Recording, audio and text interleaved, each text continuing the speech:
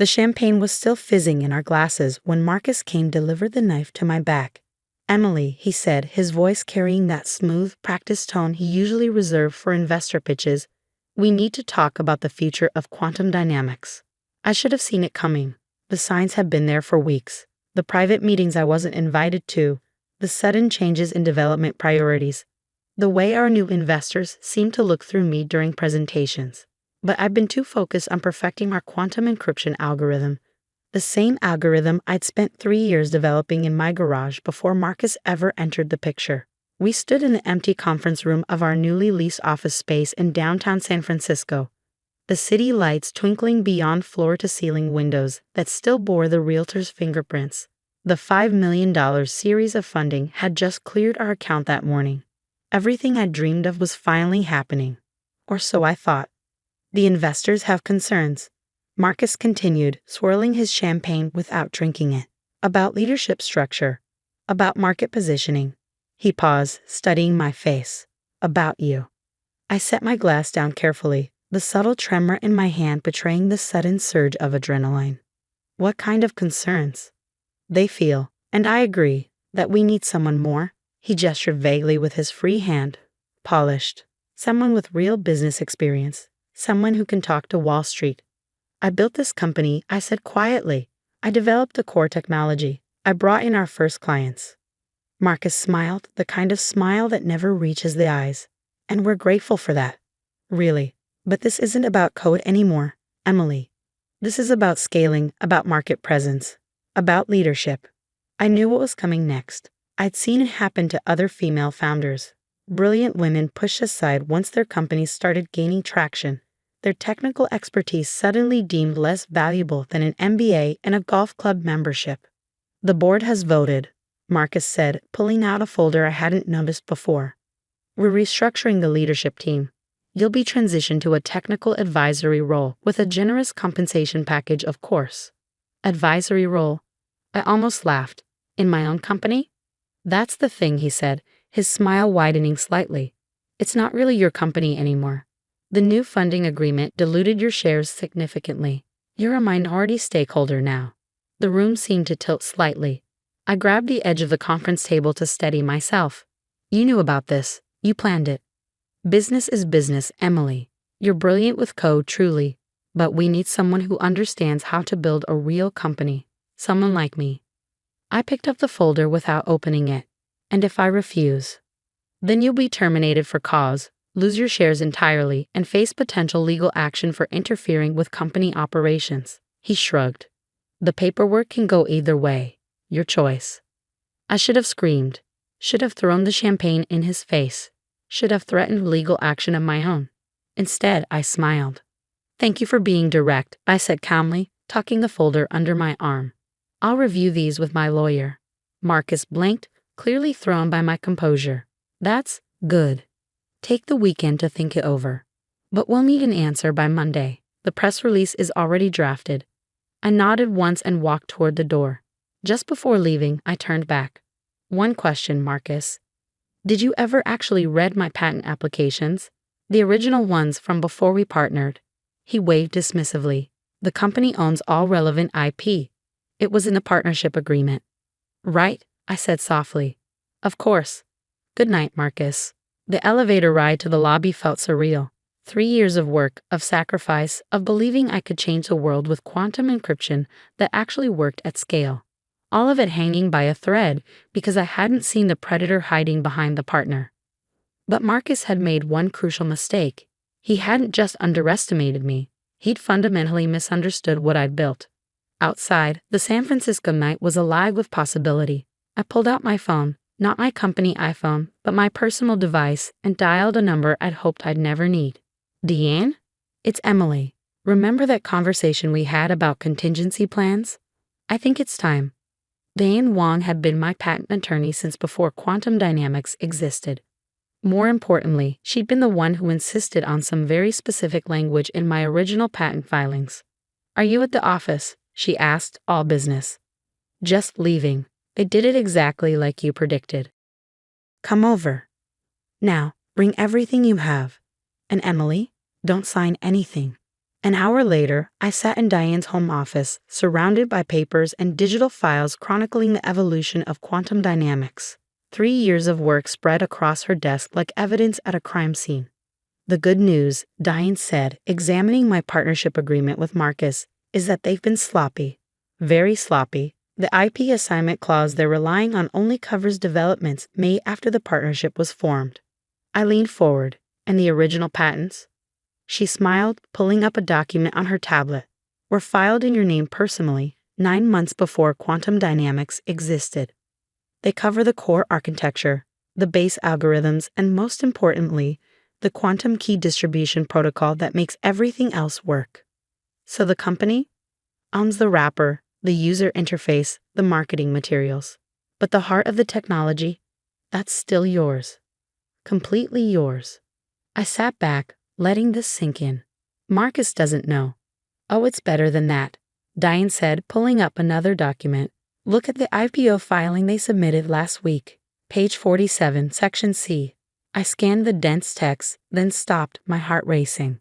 They're claiming full ownership of the core technology. They've included my patents in their IP portfolio. Exactly. Diane's smile turned predatory. They're not just being aggressive, they're making materially false statements in an IPO filing. That's securities fraud. The implications started cascading through my mind. The IPO was scheduled for Monday morning.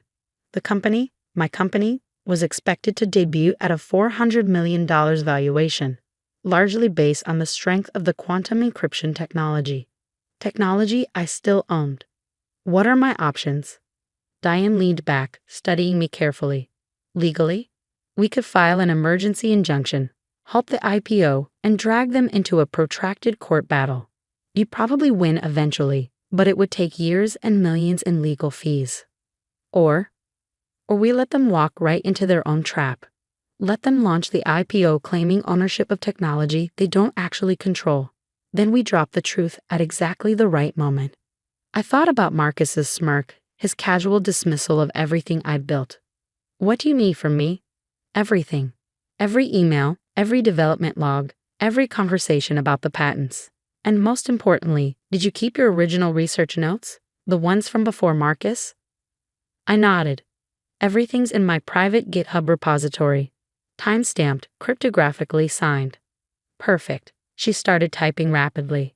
Go home. Get some rest. Don't respond to any calls or messages from them.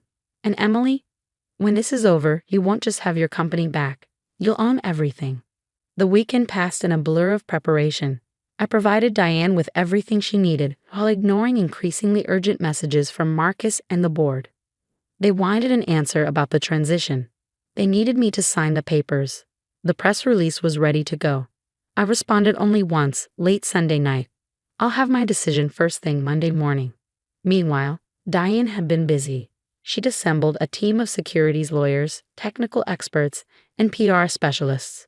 More importantly, she'd reached out to someone who would prove crucial to our plan. Sandra Chen, the SEC's lead investigator for tech industry compliance. The filing is scheduled for 9:30 a.m. Eastern, Diane explained during our final prep call Sunday evening. Trading will begin at 10. We move at 10:01. And you're sure this will work?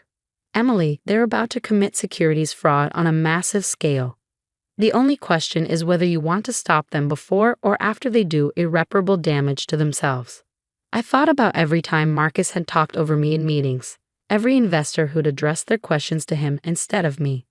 Every subtle and not so subtle suggestion that I should focus on the technology and leave the real business to him. After, I said firmly, definitely after, Monday morning dawned clear and cold. I watched the sunrise from my apartment's small balcony, sipping coffee and monitoring financial news sites. The IPO was already making headlines.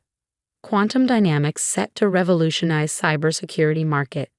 The articles all quoted Marcus extensively, praising his visionary leadership and innovative approach to quantum encryption. Not one mentioned my name. At 9:15 a.m., I received a final text from him. Last chance to do this the easy way. I didn't respond. Instead, I opened my laptop and logged into the secure server Diane had set up. Everything was ready: the patent documentation, the development histories, the proof that the company's entire IPO was built on a foundation of sand. At 9:30 a.m. exactly, quantum dynamics stock appeared on the Nasdaq. The opening price was set at $45 per share. At 9:45 a.m., trading in the pre-market began.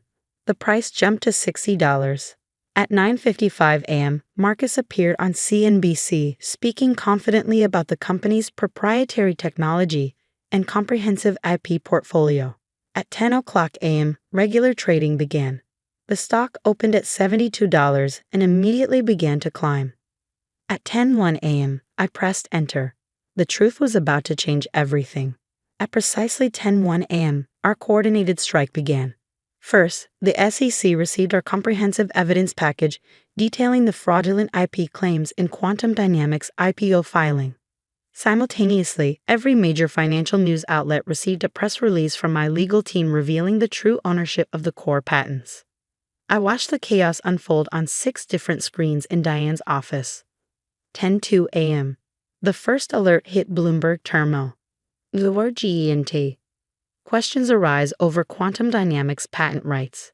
10:03 a.m. The stock, which had reached $78, suddenly froze.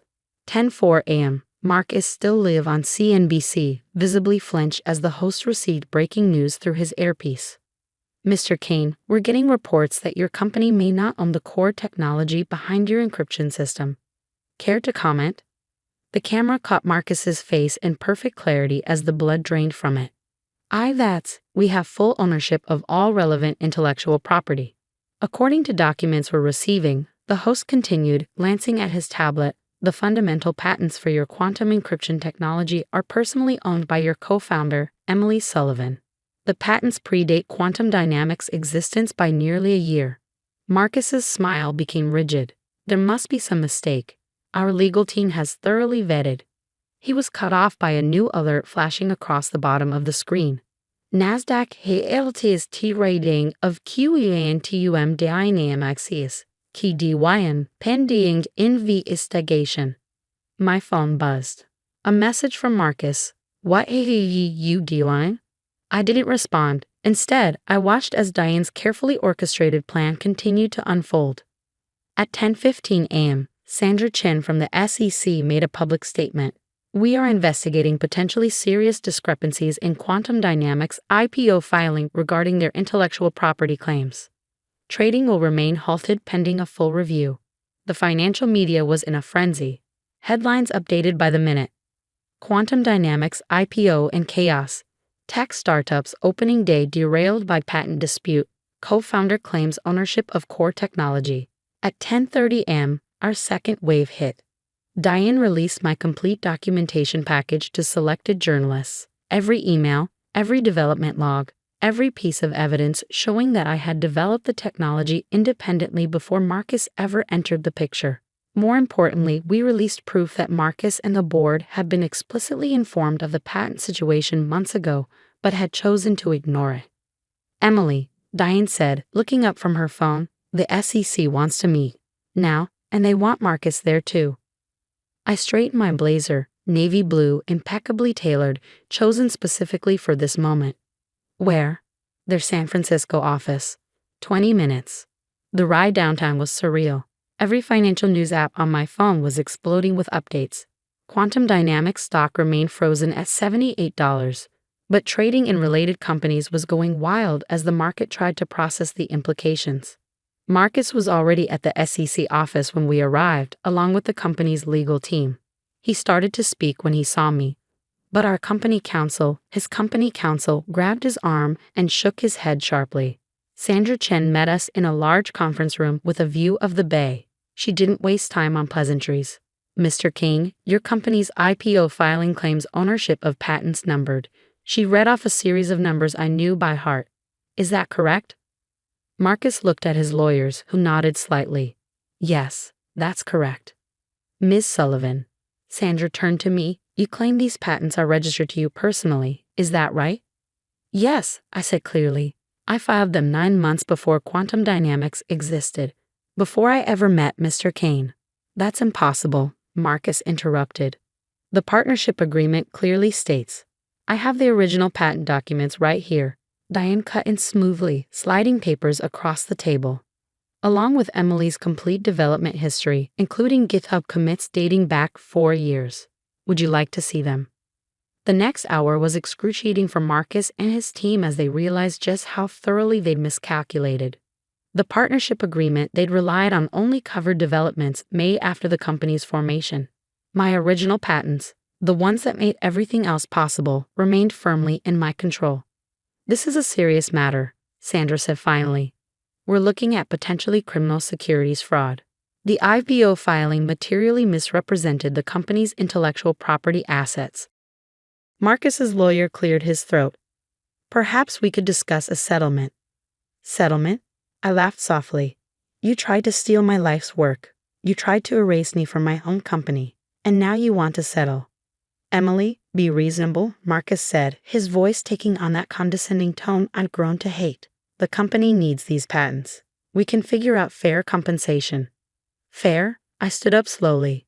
Was it fair when you diluted my shares without notice? When you tried to force me out of the company I built? When you took my technology and claimed it as your own? The room fell silent. Here's what's going to happen. I continued, pulling out a document of my own. I've prepared a new licensing agreement for the patents. The terms are simple. I regain majority control of quantum dynamics. The board resigns. You, Marcus, sell your shares at their original purchase price and step down. In return, I don't press charges for patent infringement or fraud. That's extortion, he sputtered. No, Sandra interjected. Given the evidence of intentional misrepresentation in the IPO filing, Miss Sullivan is being quite generous. The alternative would likely involve criminal charges. Marcus's lawyers huddled in whispered consultation while we waited. I could see the exact moment they realized they had no choice.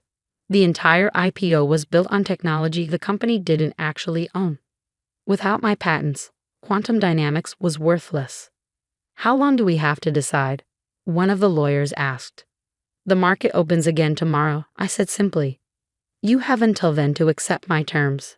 After that, I'll license the technology to your competitors instead. As we left the SEC office, reporters had already gathered outside. Someone had leaked news of the emergency meeting. Marcus slipped out a back entrance, but I walked straight through the front door. Miss Sullivan, is it true you own quantum dynamics core technology? Will the IPO be canceled? Did the company try to steal your patents? I stopped and faced the cameras, channeling every ounce of confidence I'd hidden during months of preparation for this moment. I created the quantum encryption technology that makes quantum dynamics possible. I built it before the company existed, before Mr. Kane became involved. Today is about correcting the record and ensuring that truth prevails over deception. I'll have more to say tomorrow. Back at Diane's office, messages were pouring in. Other directors trying to save themselves. Investors demanding explanations. Employees asking if they still had jobs. What now? Diane asked, watching me scroll through the chaos on my phone. I smiled, thinking about all the nights I'd spent in my garage, coding and dreaming and believing that intelligence and hard work would be enough. I'd been naive then, but I wasn't naive anymore. Now, I said, we rebuild. But first, we make sure this never happens to another founder. The next few hours would determine not just my future, but the future of the company I created. And this time, I wouldn't let anyone take it from me.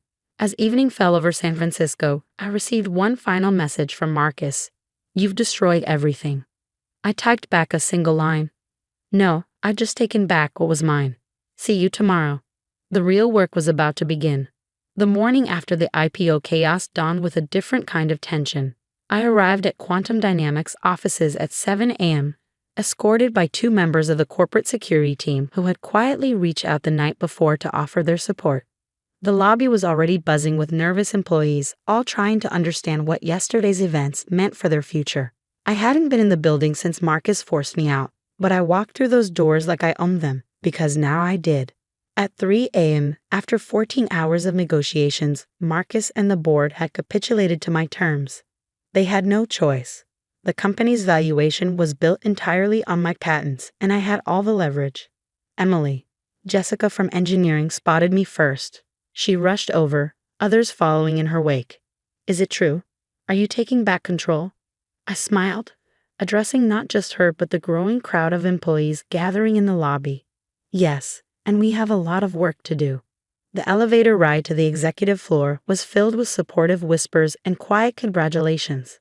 These people, the real heart of quantum dynamics, had watched me build this company from nothing. They'd seen me pushed aside, and now they were witnessing my return. Marcus's office, my office now, was empty when I arrived. He cleared out overnight, leaving behind only a post-it note with a single word, "Congratulations." The sarcasm was obvious, but I didn't care. I had bigger concerns.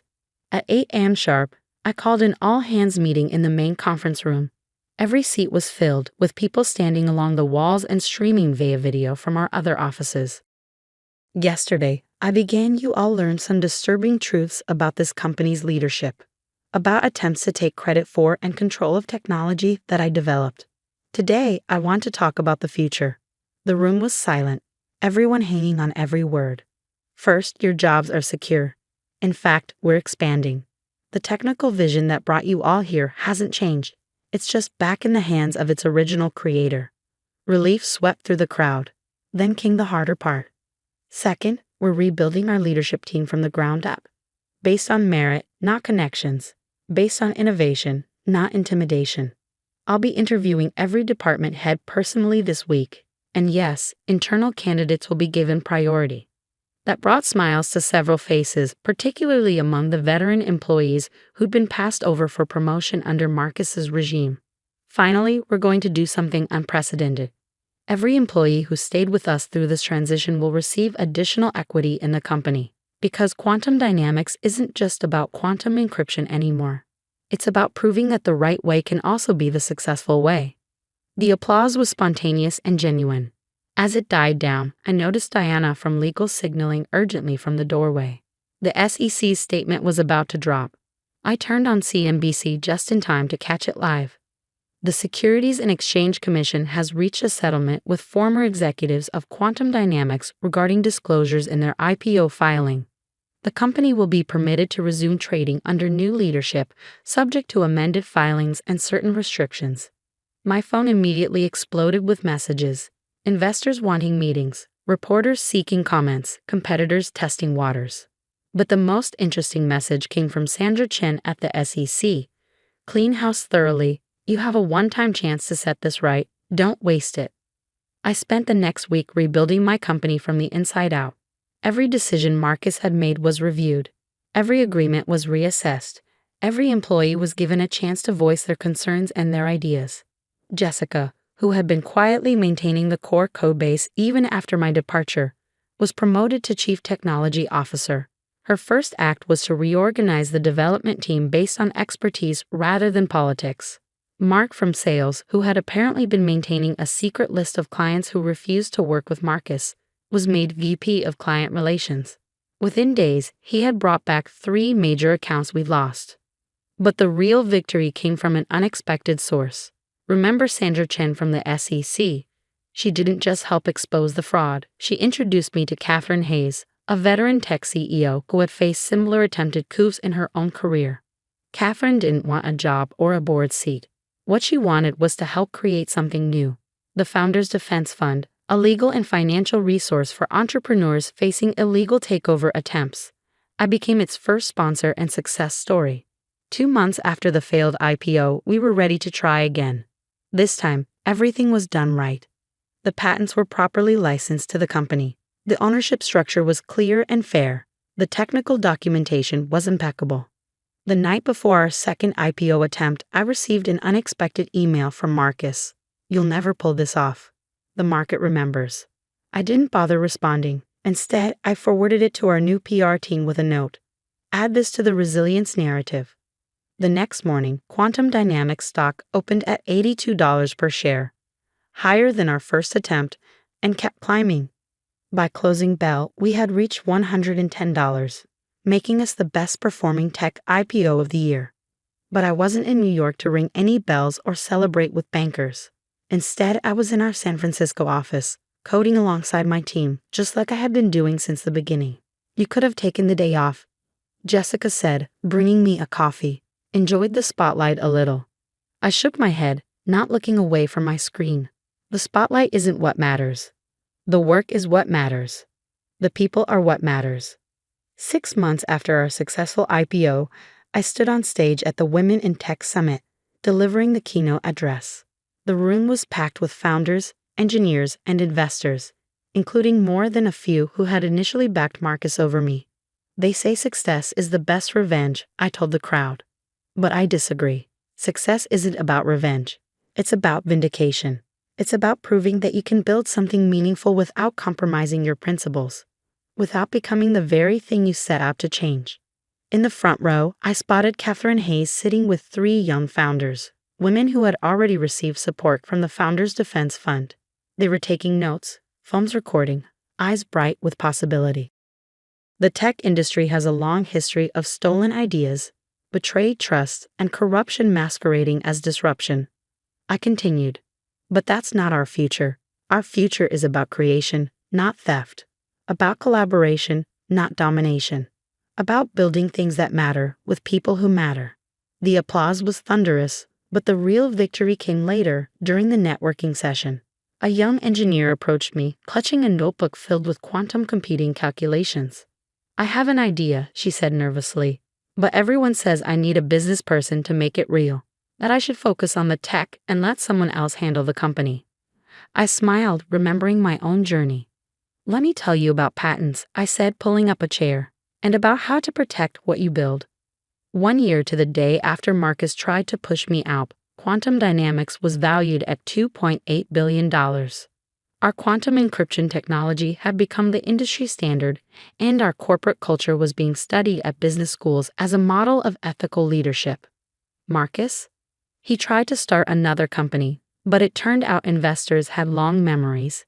Last I heard, he was consulting for struggling startups, telling war stories about the company he almost stole.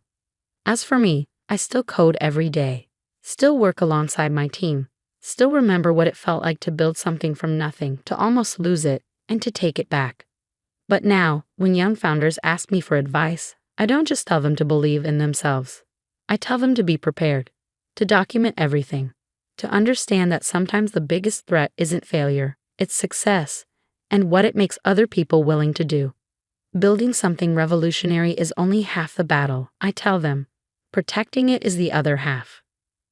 Late one evening, as I was leaving the office, I passed the wall where we display our patents. The original ones, my personal ones, that started everything. A young intern was studying them intently. Quite a story behind those, I said. She turned, eyes bright with curiosity. I know, they taught it in my business ethics class. About how you didn't just win, you changed things. I smiled, thinking about the Founders Defense Fund, about the dozens of entrepreneurs we'd already helped, about the countless others who would never face what I faced because the industry had finally started to change. You know what the real secret is? I told her. It's not about winning or losing. It's about building something that matters, protecting it with everything you have, and then using that strength to help others build too. She nodded thoughtfully, then asked the question I'd been expecting. Weren't you afraid when you pressed that button on IPO day? No, I said honestly, because by then I knew something Marcus never understood. True power isn't about control or dominance. It's about creation, about protection, about doing things the right way even when the wrong way seems easier. I looked out at the San Francisco skyline, at the city that had seen my greatest defeat and my greatest triumph. And sometimes I added softly, it's about showing the world that the people they try to erase are exactly the ones they should have feared all along. The intern smiled, understanding perfectly, because that's what my story had become, not just a tale of personal vindication, but a blueprint for change. A reminder that sometimes the most powerful thing you can do isn't fight back. It's build something better.